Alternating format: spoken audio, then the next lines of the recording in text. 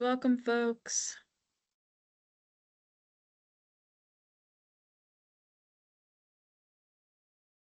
All right.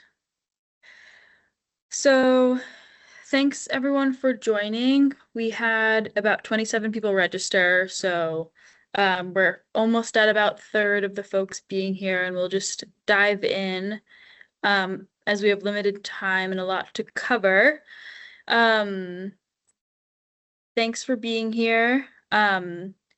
We are here to talk about the Local Food for Schools and Childcare Food Hub Grant. And this grant is a one-time funding opportunity supported by the Farm to Institution program at the agency. I'm Gina Clitheroe. I use she, her pronouns. I'm the Farm to Institution program manager, and I'm co-hosting this webinar with my colleague, Lily. Yeah. Hi, folks. Lily Bradburn, they, them pronouns. I am a grants and contract specialist with the Agency of Ag. So I support Gina with all things web grants related technical assistance. And then I also support our Working Lands Enterprise Initiative program. Wonderful. Thanks, Lily. Okay, so let's dive on into some technical stuff around the platform and an agenda. So we are using Microsoft Webinar, and the default setting is for mics and cameras to be off. You have to request to have your mic enabled or for your camera to turn on. So if you have a question that comes up, feel free to use the chat. We might not immediately get to your question, but we will be sure to get to it either throughout the presentation or in the Q&A section at the end. And you can also raise your hand at any point, and we can enable your mic so that you can unmute yourself. There's also a Q&A feature, which sometimes can be helpful for keeping questions organized. So feel free to use the chat or Q&A or raise your hand, acknowledging that there will be a decent amount of time at the end here for lots of questions and conversation. This is being recorded and will be posted to the agency's website and our YouTube account, and it'll be sent to everybody that registers. So just a heads up about that. And here's our agenda for this hour. We're going to talk at a high level a little bit about the overview and purpose of the grant.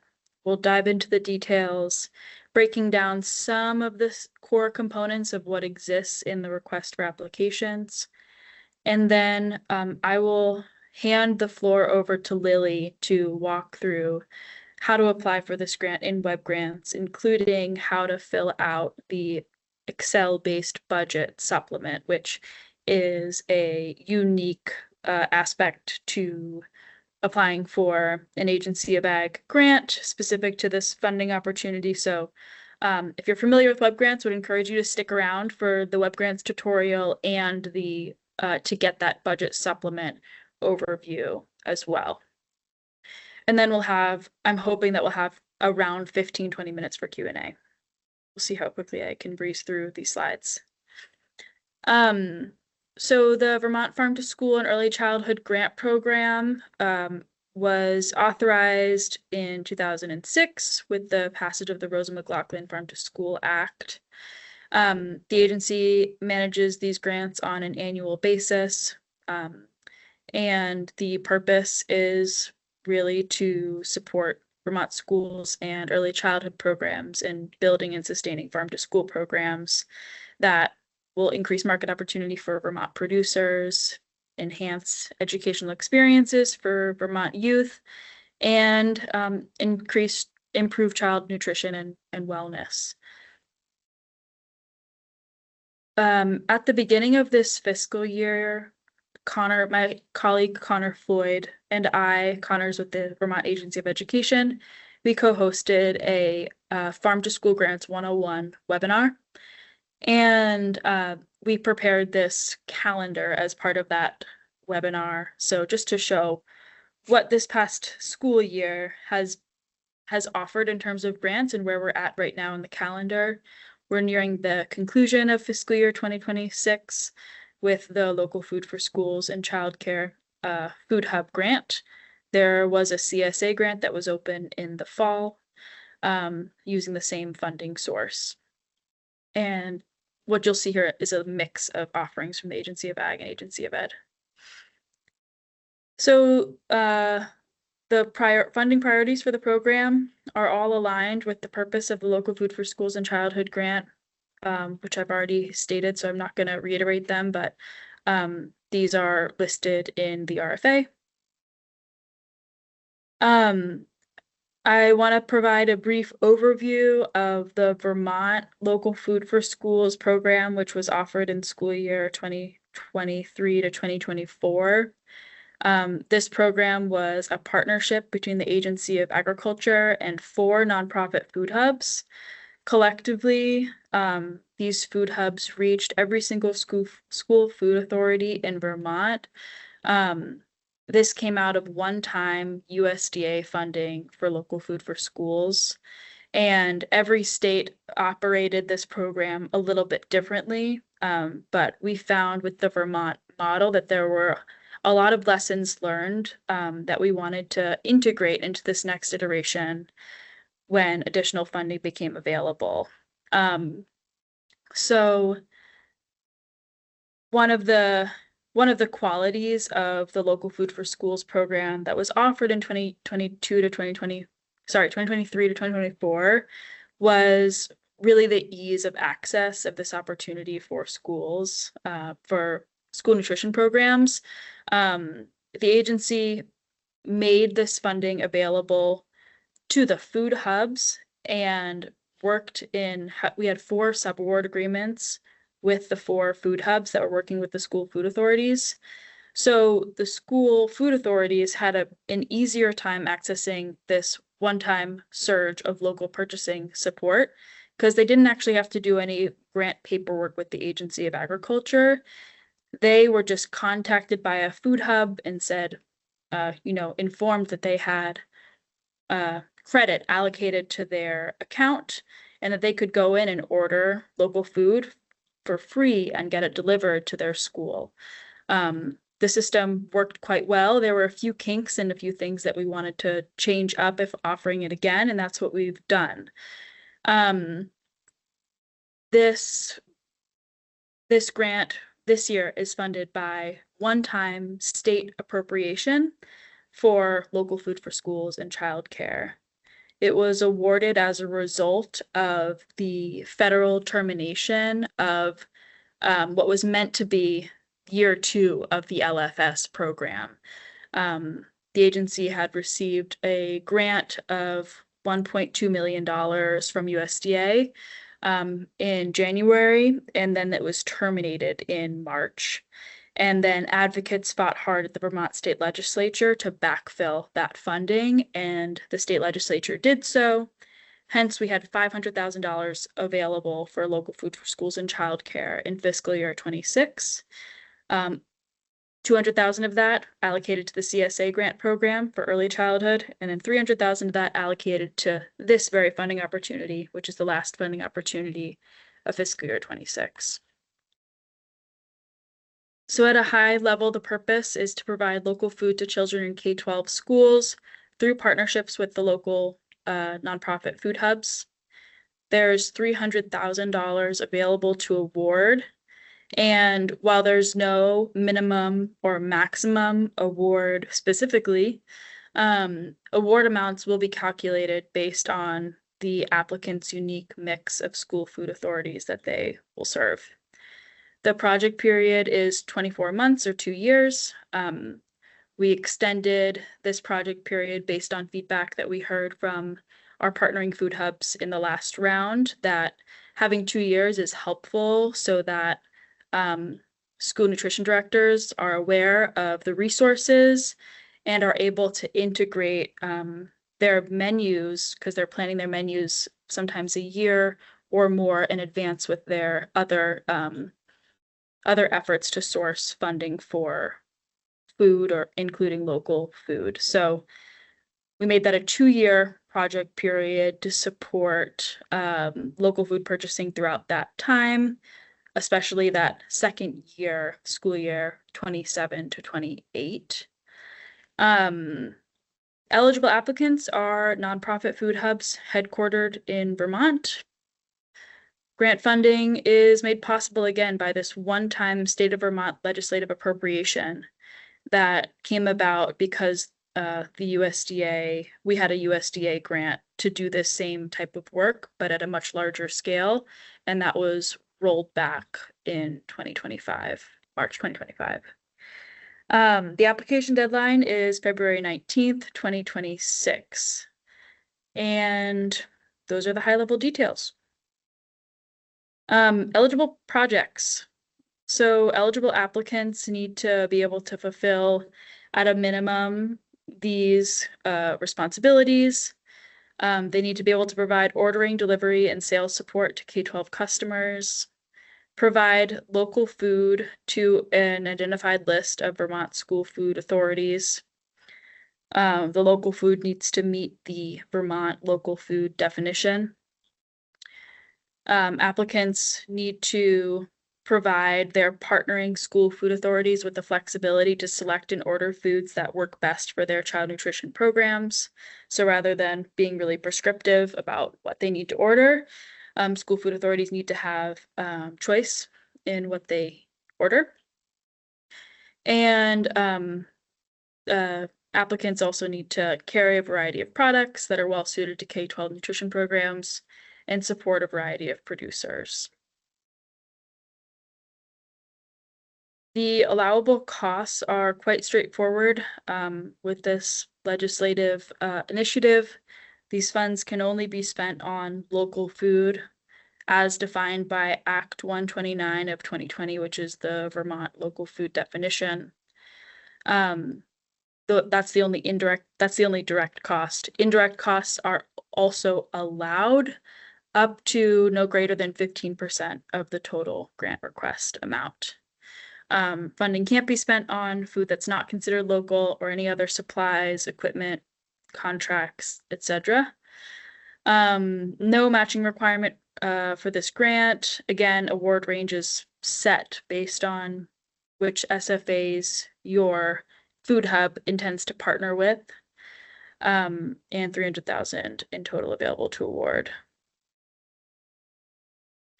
These are the different components of the application.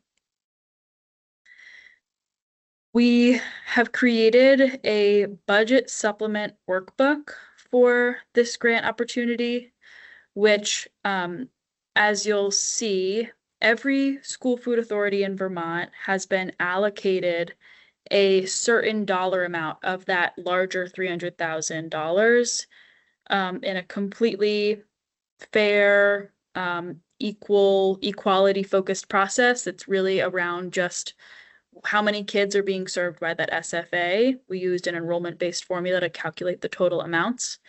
So in order to help applicants figure out, okay, what's my total budget ask if I'm planning on working with 3 SFAs? So we built this budget workbook. So what you'll do is you'll open up this budget workbook and you'll select which school food authorities you as the food hub intend to be able to provide these services to. And that will help you auto-calculate what your grant request amount will be.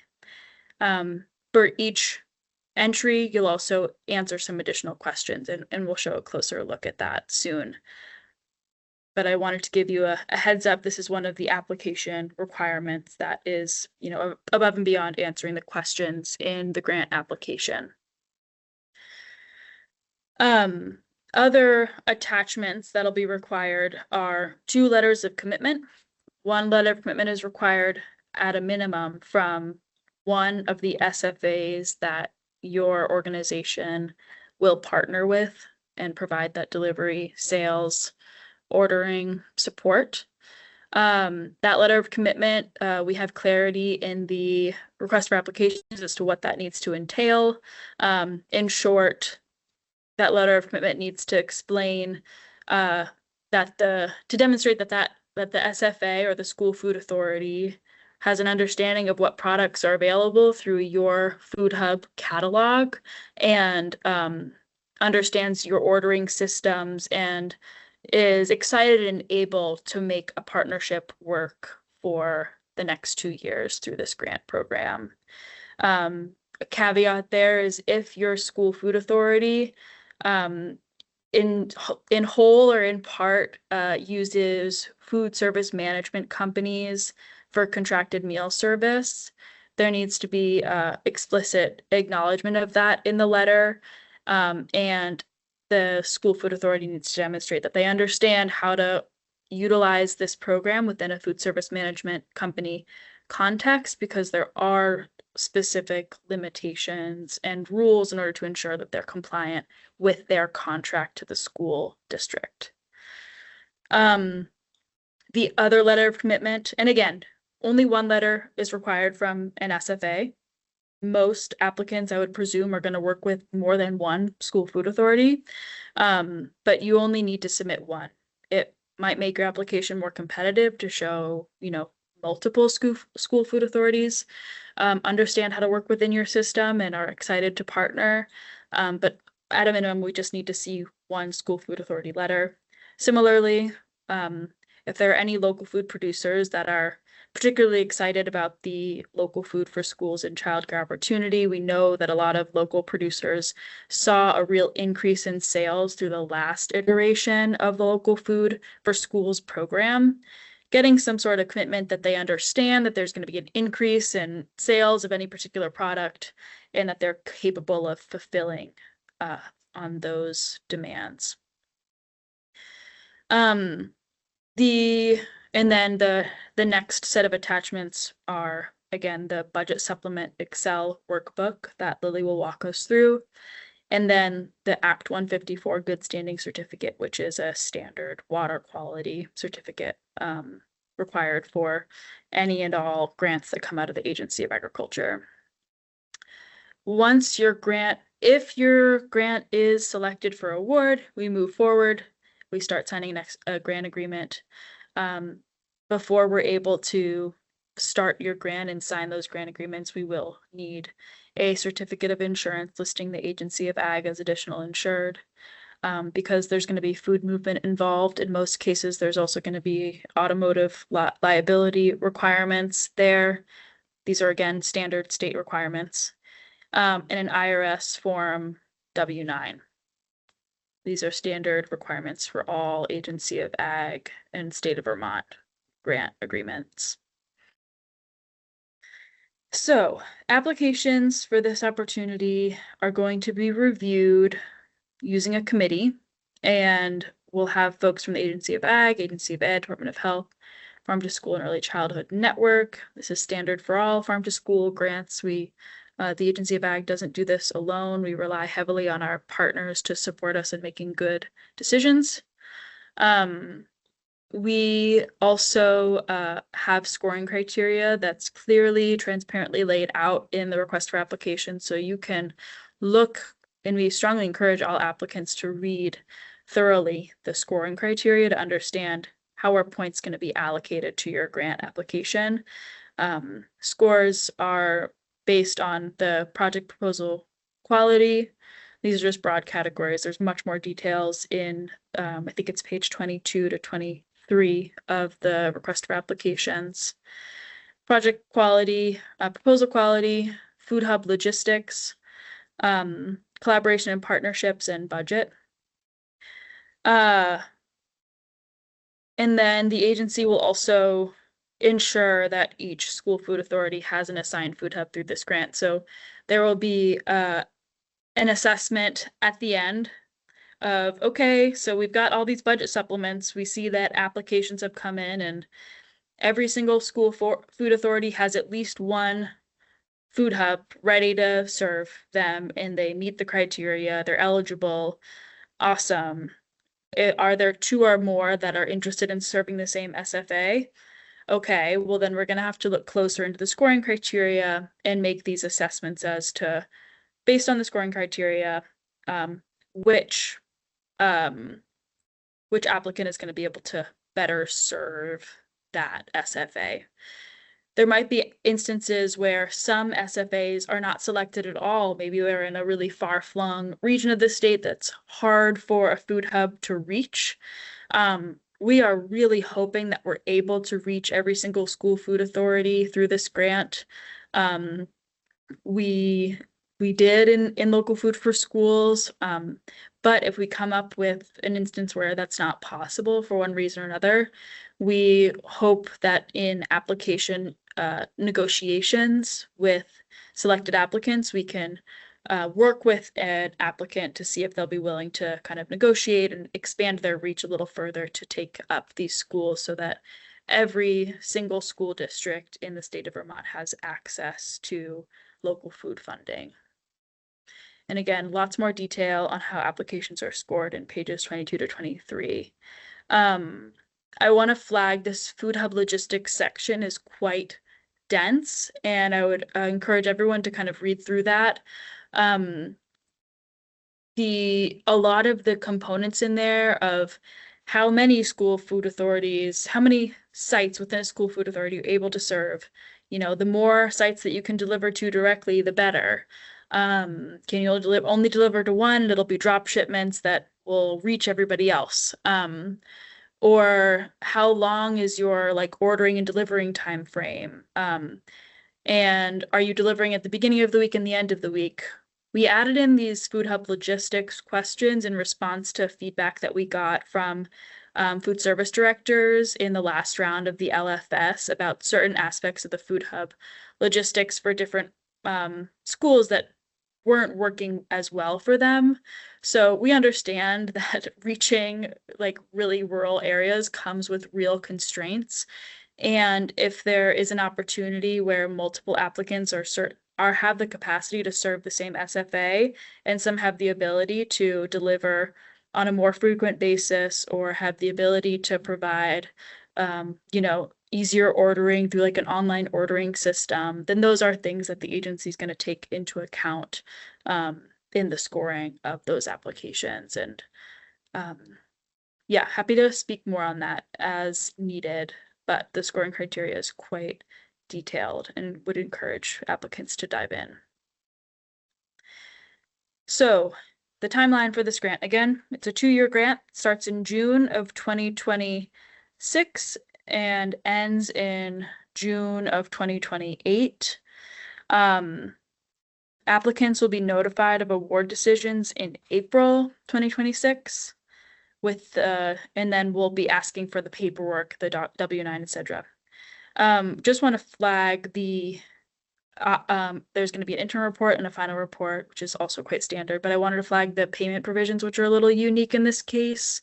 40% of the total grant award will be provided at the beginning of the grant agreement. That is standard protocol, but our typical grant payment structure is 40% upfront, 40% halfway through, and then 20% at the end.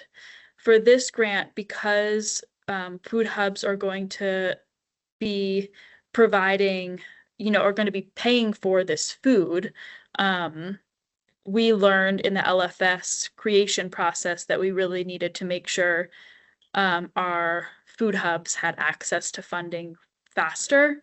And so how it will work is once the grantee spends down that first 40%, which is provided as this like initial payment, then any subsequent claims can be submitted on a monthly basis for reimbursement for costs incurred above and beyond that first 40%. So whether that happens in July, remarkably during the summer, or if that happens in a few months into the grant, you have access to additional funding as soon as it's been spent, and up to one claim per month. And expense documentation will be required for each claim for payment request. So this is our last slide here in the presentation. How do you apply? Go to the Food Hub Grant webpage. That's where you'll find the request for applications, which I'm missing an S there. but the request for applications is essentially like the program guide with all the details you need to know to apply for this grant. All the application questions are there, all the requirements, all the scoring criteria. Every applicant should be reading and paying close attention to all of the details in the request for applications. And then you also have a link to the Web Grants portal to apply, a link to an application guide that Lily will also flash up on the screen. That's a simple like step-by-step walkthrough in case you get stuck in Web Grants. And then you'll also have access to this recording to watch again. We'll walk through the components of the application together today. But if you do not yet have a Web Grants account, would encourage you to register as soon as possible. The link is right there on the grant webpage, and which I think you should be able to click the link on the screen. If you're not already registered and have an account, please create one because it will take 1 to 2 business days for that to be processed and added to your organization. Okay, and with that, I will pass the mic to you, Lily. Great. Thanks, Gina. All right. Stop sharing. Oh, that's how you end the presentation for everyone. Don't do that. Share. Can you request to share? And Maybe then I could just take control. Perfect. Yep, that's working. All right. Okay. Can you see the main web page for this? Yep. Great. Amazing. Hi. So I'm going to be walking folks through just how to both get registered in Web Grants if you've never registered before, but then I'm going to go through the application as it exists in Web Grants just to get folks familiarized, point out some of the eccentricities of the application. But the first thing I'll say from the outset, like Gina said, I would definitely recommend trying to get registered as soon as possible. It takes about 1 to 2 business days. And then also just register early so you can familiarize yourself. You can go through, look at, components of the application, even if you're someone who will fill it out in a separate document. It's a good rule of thumb to just get started as early as possible. So the first place you can go to is on the web page itself for this funding opportunity. And you'll see here, there's the RFA, like Gina mentioned, and then the register in Web Grants. And so this will actually bring you to the main login page for Web Grants, which looks like this.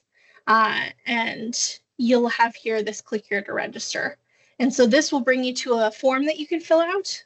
So one thing I'll say about Web Grants, if you see it's in red and it's an asterisk, it is required information. So you'll want to fill out both your personal contact information and then the organization information.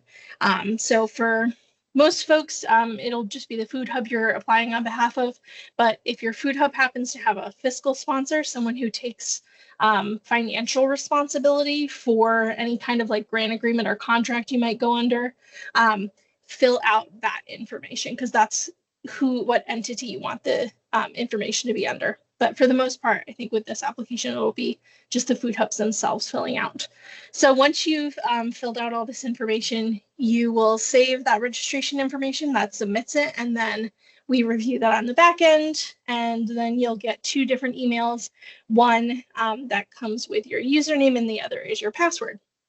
There is also, I'll leave this link here, from the agency. This is just a simple how-to guide as well for registering. So if you want to reference that. So then once you are registered, you'll go back to that login page. And I always like to point out that my contact information is right here. So if for some reason you're having an issue logging in and you just need some guidance, you can always just easily access it there.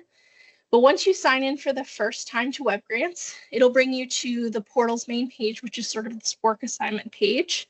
And then the main navigation buttons you're looking for on the left-hand side. So the first one that I'll point out is My Profile. If you go into here, and then you'll see to the right here, there's this blue Reset Password button. I just recommend whatever temporary password you get when you first register that you just go and change that. So then to access this specific funding opportunity, what you'll do is in this funding opportunities button, you'll select that, and then every current underway funding opportunity within agricultural development division will pop up.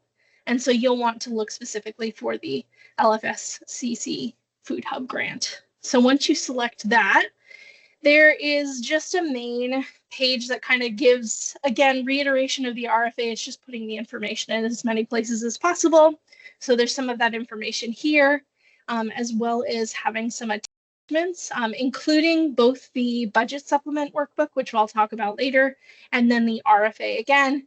And there's, again, just more helpful links, one of which is this web grants application guide. So again, it's just a really helpful, like, step-by-step when you're having to apply in web grants, the information you can look out for. So some of the web grants tips and tricks that I want to point out is that web grants has a lot of its own internal navigation buttons. So you'll see here there's this back button. Like I said, there's all of these left-hand side navigation buttons.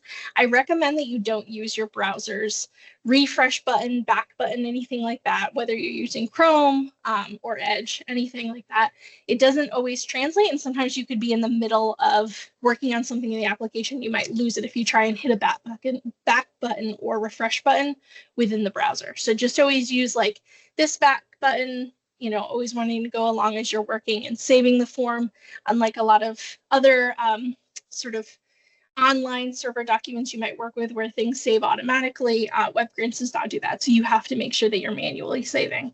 So once you are ready to sort of dive in, get a sense of what the application is like, you can hit Start New Application. And the first thing that's going to come up is it's going to ask you for a title. I definitely recommend putting something unique because this is actually what we'll pull when we write our grant agreement. If you're awarded a grant, that's what it'll have for its unique title. And then your primary contact is just going to be you, yourself, the user. We just have a couple because this is a testing environment. And so you'll hit save, and then it'll pop up another question. It'll ask you what organization. If you're someone who just happens to, say, be connected with multiple organizations, maybe you've applied for a grant on behalf of another organization, you're applying on behalf of a food hub, what have you, you might have a lot of different organizations listed here. Otherwise, it's just going to be the entity that you're doing this application under. So you'll hit save on that.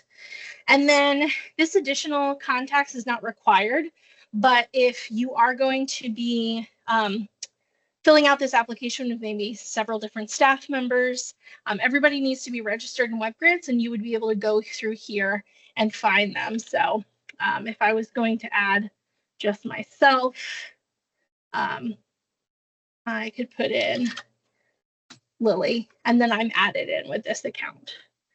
So once you have saved all of that sort of general information, this brings you to the main application hub.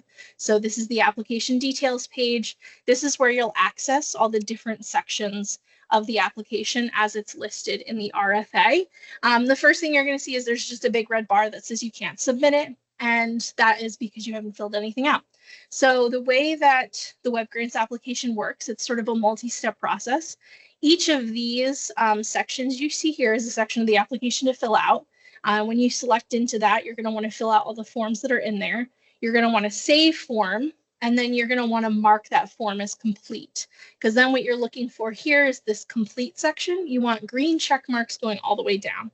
Once you do that, a big green bar is going to come up at the top, and it says your application is in compliance and ready for submission, and you'll see that there's a submit button. And so I'm just going to go through a couple of just unique points. We're not going to go through every single question in here, but just some unique ones just to give some context for folks of how they work within web grants. The first is this global application form. This is a standard application form with every agricultural development division grant. And so it'll just ask a couple of overarching questions. And as I mentioned, if it's red with an asterisk, it is required. And so you'll want to make sure you're filling that out. And you can see along here, there's all these green save form buttons. So I usually tell folks, get in the habit, you fill out a small section like this, save form. That way it's just continually capturing that information. And then the only other thing that I will point out is that there is some optional questions here. it says here it's optional, but also you'll see it's in black text. And then there is a voluntary demographic information. This is actually a separate form that exists outside of web grants. One thing I recommend is that if there's ever an external link, which this application happens to have a couple of external links, you'll always just want to right click and open the link in a new tab. And that's going to bring you to this applicant demographic survey. Sometimes if you just try and click the link, it might actually completely kick you out of web grants. And again, just trying to save you any hassle that you might lose some information. So like I said, if you are filling this out, you've gone along and you've hit the save form, what it'll do is that it'll just show you this static view. So you can kind of scroll through, see what information you filled out. And then you'll see these orange mark as complete buttons. Again, it's like all throughout the different sections of the application. If I were to select it now, it's going to tell me I haven't filled anything out. But if you filled out everything correctly, all the required information, it'll actually kick you back to this application list. And again, you can see all these sections of the application. So the next sort of unique feature with web grants that I want to point out is in the organization background. I'd actually want you to list project team members for the project that you are applying for. And this is a multi-list. And what you have to do here, it's just like a quirk of web grants. You'll see here that there's nowhere to add in the information, and it says here to click add row. If you come to this part of the form and you see like there's no button that says add row, what you can just do is hit save form. And again, it brings up sort of this static version of that application section, and then you will see that add row button comes in. So then you can just add row, and you'll just go in here, fill out the required information.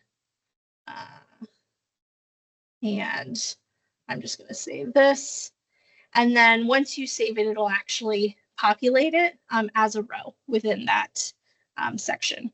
So you'll just want to go and do that for every project team member that you're looking to add. You want to add row. And then the other section of the application that also includes that is this project work plan. So again, this one is asking you to put in major activities that'll be conducted during the project. And again, you might come to this and it might not have any button to add row, but it might have the save row. And again, you can just hit add row or hit save row. And then let's see what else. So then in the project overview and impact, what I wanted to point out here is the Excel workbook. So what this is going to do is it's going to bring you, and again, right click, open link in new tab. This will bring you to a link to open this workbook.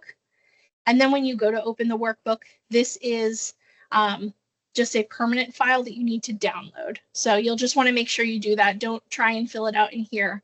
It's locked, so you have to download it for your own copy.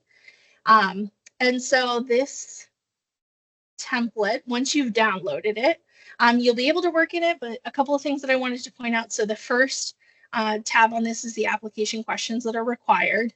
And again, there's more in the RFA of like information you need to include in the budget supplement. But what I will say is that you'll see up here that these columns here all the way to G, it says do not edit these columns. We have put a function in here where if I were to try and just put a 0, a notification comes up and it says you can't make any edits to this. This is only for these columns because we want this information to be static, because then what you can go and do on this side is select any of the SFAs that you're going to be working with for this project, and it will auto-populate the information that's being asked for how you are going to be budgeting and allocating the funds based on the SFA. And then I guess I'll just select a couple more. Gina, if you wanted to talk about. Yeah, could you actually go back to the required sheet again? Yeah. So say you're going to work with the top 4 ones on this list. You'll need to complete all, so the instructions say complete columns H through I, right? H through I. Yeah, H through I. So what you'll need to do is for each one that you're going to work with, Write your applicant organization name. So your food hub is XYZ Food Hub. That's where you put that information. Um, Even though it's redundant, just copy and paste it. It's important for our side when we do the big export. And then is the SFA a current or recent customer? Yes, no. One of the values of this grant is building on prior relationships. So yes, no, or other. How many sites can you deliver to within the selected SFA? And of course, it ranges, right? Some SFAs are just one site, and so the answer has to be either one site minimum or all sites because it's the same thing. But anyway, respond to that specifically for each SFA. So don't just fill this out for one and copy and paste it for all. We want to make sure that applicants have real clarity on how many sites they can deliver to within that SFA. Your estimated delivery frequency. Is your organization the type that does weekly, or do you do bi-weekly, or monthly even, if this is like a particular area that's hard for your team to reach? And then your estimated delivery day, and that's just to get a sense as to whether these are earlier in the week or later in the week. Because we did hear critiques from the LFS of deliveries coming in on Friday or Thursday, and then the produce is sitting and not able to be used over the weekend because of school openings. And then you're optionally, you can add notes for each one. So anyway, I just wanted to make that clear. And so if you're wondering, like, where are those SFA sites? Where are they? There's this optional site addresses sheet. So you can look by SFA. Okay, I said I wanted to work with Addison Central. Where are all those schools located here? Education's Child Nutrition Program.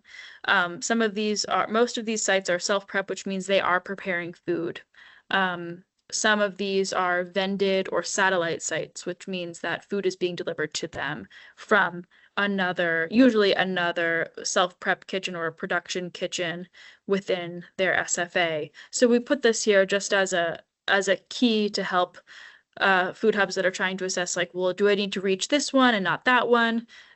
It's unlikely that an SFA is going to be asking you to deliver raw food products to a vended meal site or a satellite meal site.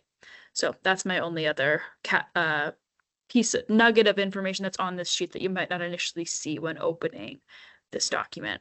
Okay, and now I think we can show them the budget summary sheet. And so this is powered by pivot tables. And so based on your responses to the first sheet, that data will automatically be pulled in here if you press this magic refresh button. So Lily's going to show us how that works. You just right click on the pivot table, which is the blue and white table, click refresh. You can also do it up in like the data section of your menu bar. But the easiest, I think, is to just right click on the pivot table and refresh. That'll pull the information in. And once that is in there, so this is step one, update your pivot table to pull the data in. We're seeing here that it shows blank has 12,000. So what that means is that in our applications required sheet, we didn't put in test food hub for every single SFA that we selected. So you would fix that and then you would be good to go. Then you look at this sheet to the right. So this is an optional tool to help you prepare your web grants application budget. What it's auto-calculating is how much of that total request that you are making is for direct costs for local food and how much of that is allowed indirect. And you can request less indirect if you want, but you can't request more indirect. 15% is the cap, and that's aligned with federal de minimis indirect rates. So anyway, this is an optional tool to help you get a high-level look at your request, and also you can directly copy and paste these values in your grant application and web grants, of course, adjusting. If you want to put matching funds forward, you are welcome to do so, but that's not required. But if you are going to do so, we'd recommend putting it here in your Excel document and then also putting that into your application. So we want to make sure this budget grid in web grants, this total request, that it all matches up with what's submitted in web grants. All right, now I'll stop talking. Awesome. Great. Thanks, Gina. Okay. Let's get back in. So yeah, so that is the link. But like I said, it's also in the beginning when you go to start an application. It's also in the RFA, so it's in plenty of places to access this. I will say that there's a couple of places where you need to upload a file. So if I were to select this, my computer's internal filing system would come up and I would need to upload this. We are only looking for these 3 specific file types. That is something you might get an error on. If you try to upload a file, it might say to you, for this question, it's not the appropriate file type. There's a couple other questions where we require a PDF. So you just want to make sure you're uploading the correct file type. And that is also, again, highlighted both in the question and in the RFA. But you will also get a warning notification.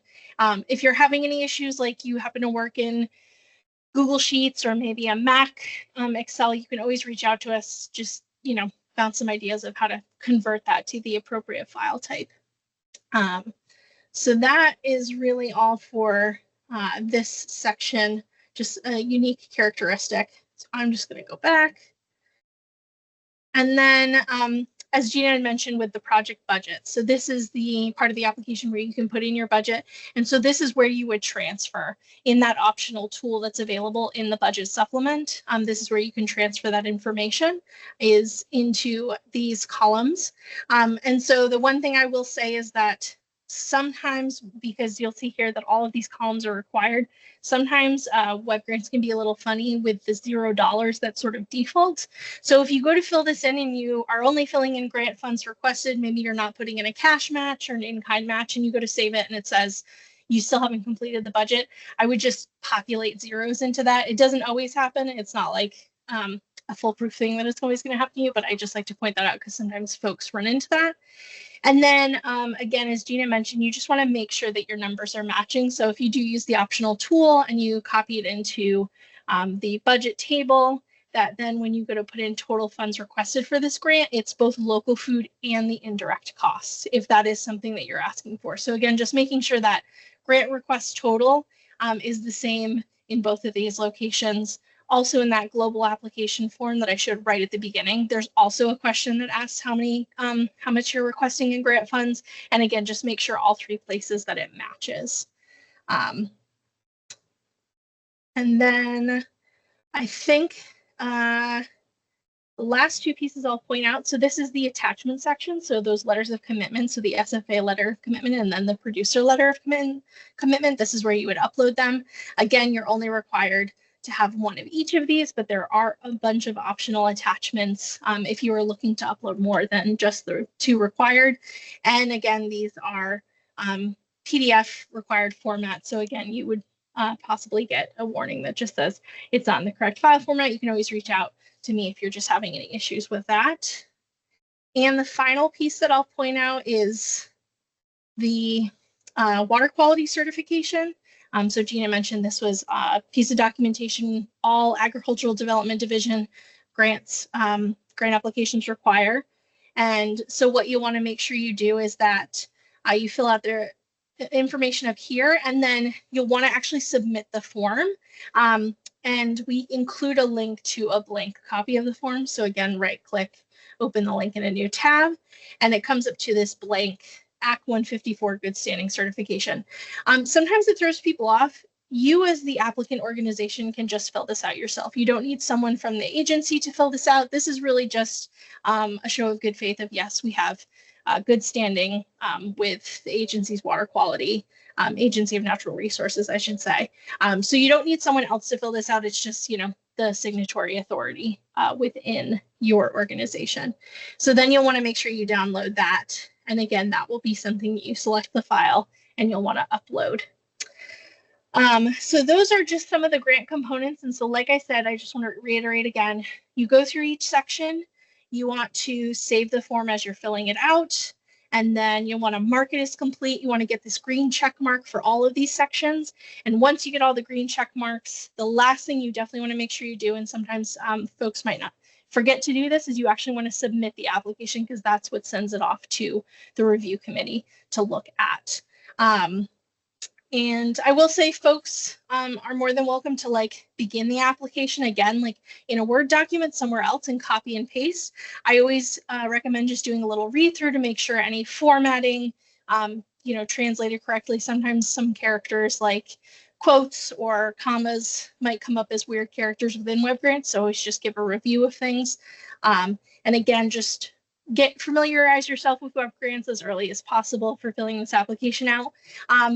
As you're going along and maybe filling it out and saving it, working at it piecemeal, whenever you go to log back into WebGrants, so if we were going to go, this is this main work assignment page, there's two ways you can get back to the application. So you can go the exact way that I said before, go to the funding opportunities on the left-hand side, select this local food for schools. Your application will come up here. We have a couple because we tested it, but you will probably just have your one, and then you can select that and go to edit application, and that will bring you to the application you've been working on. Or you can go applications, and I'm just going to put in, we have a lot in here. And you can search through here to find your specific application. So there's quite a number in here because it's a test environment, but you might just have a couple in here. And that, I believe, is it for me. Awesome. Thanks, Lily. Yeah. All right. Let's open it up for questions. I see a question in the chat from Patrick from Food Connects.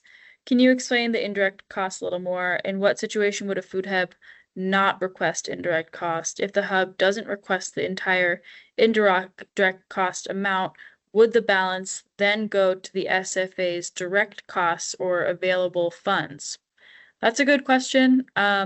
I don't know. I think we would look to see what we get at the end of the grant application stage and make a decision about whether any unclaimed indirect that we've budgeted for in this application process would go to all of the SFAs or to SFAs in a particular region.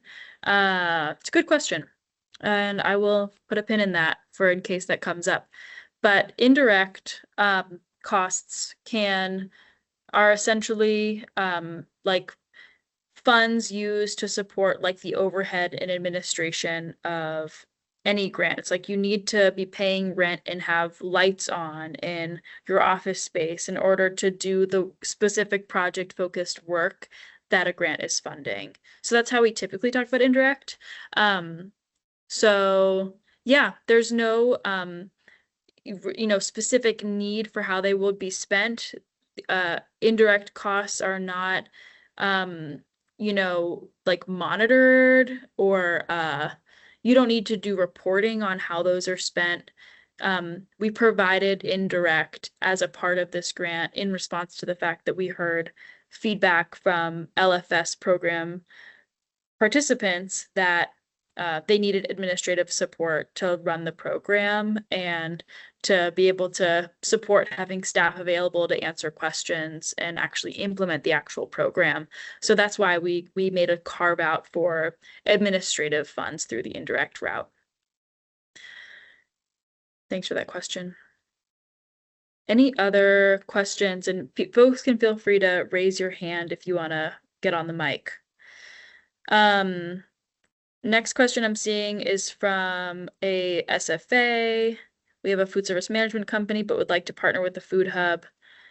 Just Cut and Food Connects are both close by. Will they reach out to me if interested, or can I initiate that conversation somehow? I think, yeah, you could absolutely initiate that conversation, Chrissy. It's really up to ultimately it'll be up to the food hub to decide which SFAs they'll put in their application. So if you're interested in partnering, I would strongly encourage you to reach out and learn more about what each food hub has to offer. On Thank you so much for tuning in also, Chrissy, as an individual school SFA. Thank you, and I hope that you're able to make some partnerships as a result of this. Even though your school is not actually applying for this grant, you will have access to it. So it's nice to see you engaged in this.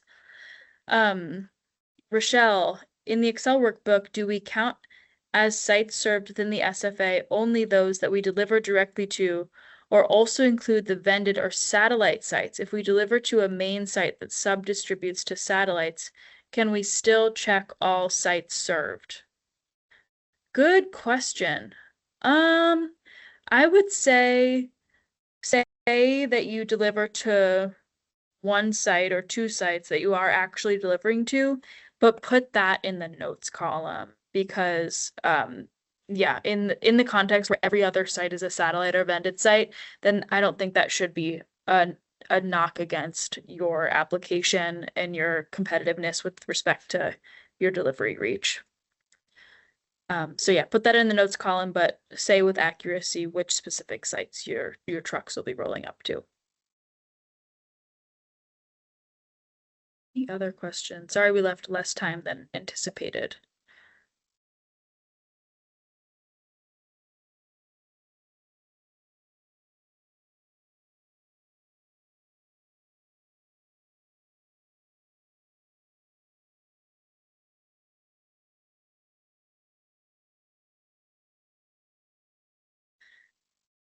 All right, another question from Michelle. Would we also put in the notes column if we serve the site via subcontracted last mile delivery? Oh, like in response to the question of do you currently serve this SFA or not? Yeah, that is kind of an ambiguous situation. I would say, yeah, put other in response to that question about whether or not you currently serve them. If the SFA doesn't necessarily engage with you for the ordering, then I would put other in that case, and explain that you are actually delivering to them. Or if I'm misunderstanding, let me know. Rochelle, your hand is up, and I think I need to enable your mic. Allow mic, so now you need to unmute.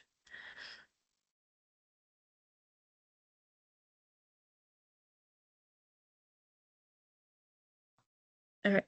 There we go. Yep. I think I got it. Great. Yeah, so it's sort of actually kind of the opposite of what you said is the scenario I'm thinking of where the sites order directly with us. We don't reach all the way to that site, but we cross dock with another food hub that does the tail end of that delivery to get the order that was placed directly with us to the far-flung region that's a little out of our direct delivery area. Great. What I love this nuanced question, and in retrospect, I wish I'd written it differently. I think our intention there was like, will the SFA be familiar with your organization from past work? So yes, in that case, they ordered from you, so I would mark yes. And you can also note in the notes column, the specifics of how the food is getting from point A to point B. Okay, and so in the case of an SFA site, so in terms of the how many sites within the SFA served, that would also be checking that as a site served, but with the note explaining. Right. So if you're only delivering to one, then I would answer it one, but then explain that yes, we only deliver to one, but the impact of that is that we are delivering to the only production kitchen. Okay. Thank you. Yeah, thank you, Rochelle. Any other questions? One other thing I was just going to note, Gina, that I realized we hadn't explicitly said. So the funding opportunity ends on the 19th at 11:59, but we always like to note that farm to school staff are not available after 4:30 on the day of funding opportunity ends. So just recognizing like try and, really apply early. If you're having issues, just because in that interim time, between 4:30 and essentially midnight, we won't be available to assist. Yeah, thank you so much, Lily. I forget to say that. We send an email to people that are in progress and we're like, just so you know, we're not gonna be here after 4:30 tomorrow. So yes, please try to submit your application during regular business hours so that if things come up, we can support you. If stuff comes up in web grants and it's kind of a clunky system sometimes, after hours, then unfortunately the deadlines are quite strict. So please do try to submit during regular business hours where you can get help. From Lily or I. So Rochelle says, is there an advantage to including more than one SFA letter of commitment? Yes, more letters are always welcome and can help illustrate the impact and level of partnerships that you've leveraged behind your application. But only one is required to submit. We anticipate that there will be some applicants that are working with 20 school food authorities, in which case it would be quite cumbersome to collect from every single one, and we don't want to make that as another barrier to submitting an application. So only one is required, but the more the merrier because they give greater insight into the level of connection and partnership and understanding that your partner SFAs offer. So Chrissy's put in the chat that she's with Marion Cross School in Norwich and looking to make partnerships with food hubs in her area. So that's wonderful. And I hope that folks reach out. All right. I'm going to say last call for questions.